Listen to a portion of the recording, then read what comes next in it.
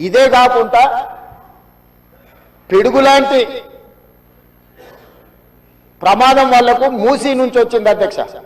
మూసీ పరివాహక ప్రాంతంలో ఆ ప్రాంతంలో మహిళలు గర్భం దాలిస్తే ఈ నీళ్లు తాగడం వల్ల ఈ మూసీ పరివాహక ప్రాంతంలో పండించిన పంటలు కూరగాయలు పంటలు తినడం వల్ల ఆడపిల్లలు గర్భం దాల్చలేని పరిస్థితి వచ్చిందని డాక్టర్లు రిపోర్ట్ ఇచ్చింది అధ్యక్ష.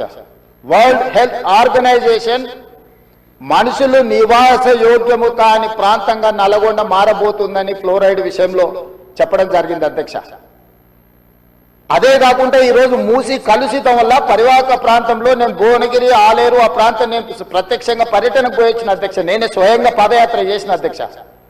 అక్కడ ఆడపిల్లలు వచ్చి అయ్యా మా పిల్లలకు పెళ్లిళ్ళు అయితే మా పిల్లల్ని ఇక్కడ ఉంచుతలేము, మేము పట్టణమో ఎక్కడైనా పోయి బతకమంటున్నాం, వీడుంటే పిల్లలు పుట్టడం కష్టం, పుట్టే పిల్లలు కూడా అంగవైకల్యంతో పుట్టే పరిస్థితి వచ్చింది అని. నేను అడిగిన ఆడబిడ్డల్ని ఎందుకమ్మా ఏం తల్లి ఏం కష్టం వచ్చిందని.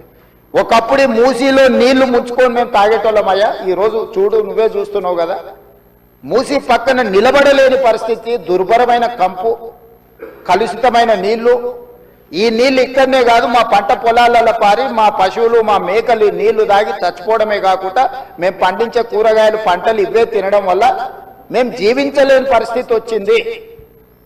మీరు ఏమైనా చేయండి, మా నల్గొండకి ఏమీ చేయకపోయినా పర్వాలేదు, ఈ మూసి ప్రక్షాళన చేయండి, కలుషితం నుంచి మమ్మల్ని కాపాడండి అని చెప్పి వేలాది మంది ఆ రోజు అక్కడికి వచ్చి విజ్ఞప్తి చేసింది అధ్యక్ష.